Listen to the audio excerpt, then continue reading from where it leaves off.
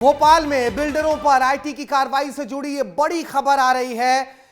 Central project से जुड़ा बड़ा खुलासा है। सेंट्रल प्रोजेक्ट में कई बड़े अधिकारी और मंत्रियों की जमीन है। सेंट्रल पार्क में पूर्व मंत्री और विधायक को भी जमीन दी गई थी। पूर्व मंत्री और विधायक की भी जमीन है सेंट्रल पार्क में। 18 दिसंबर को 24 से ज्यादा जगहों पर आईटी ने रेड मारी थी। आईटी विभाग राजेश शर्मा की संपत्ति अटैच कर चुका है। 375 करोड़ रुपए की संपत्ति राजेश शर्मा जो कि बिल्डर है उसकी संपत्ति आईटी ने अटैच कर रखी है। और उस कार्रवाई से जुड़ी हुई ये बहुत अहम जानकारी सामने निकल कर आई है कि सेंट्रल प्रोजेक्ट जो कि नीलबढ़ में स्थित है उस सेंट्रल प्रोजेक्ट में कई बड़े अधिकारी और मंत्रियों की जमीन है। हमारे सहयोगी विवेक राणा हमारे साथ जुड़ गए हैं इस खबर पर ज्यादा जानकारी के साथ। विवेक, जब से आईटी ने यह कार्रवाई शुरू की है तब से लगातार नए खुलासे हो रहे हैं और अभी जिस सेंट्रल पार्क का जिक्र हो रहा है वो नीलबढ़ के रास्ते बिशनखेड़ी में यह सेंट्रल पार्क बनाया गया है। कई पूर्व मंत्री और विधायक की जमीन है इसमें।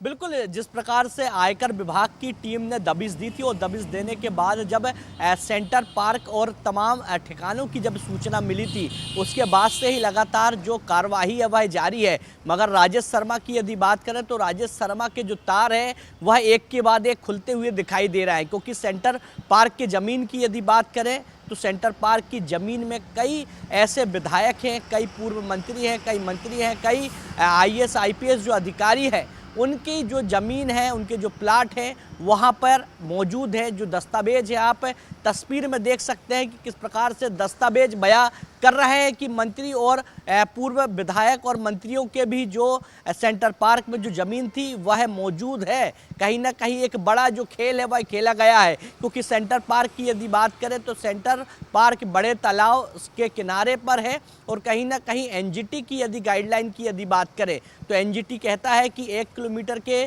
दायरे के अंदर तालाब में लगी हुई जितनी भी ज़मीनें रहती वहाँ पर किसी प्रकार का बड़ा कंस्ट्रक्शन नहीं किया जा सकता।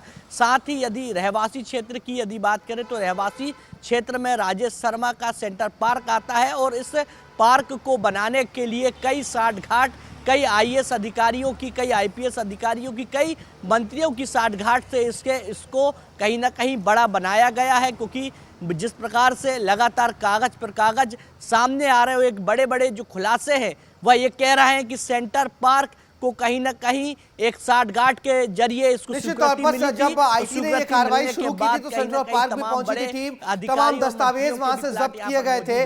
लेकिन विवेक, आप नजर बनाए रखिएगा क्योंकि बहुत से रसूखदारों का नाम अब इस पूरे मामले में उजागर हुआ है। बहुत शुक्रिया।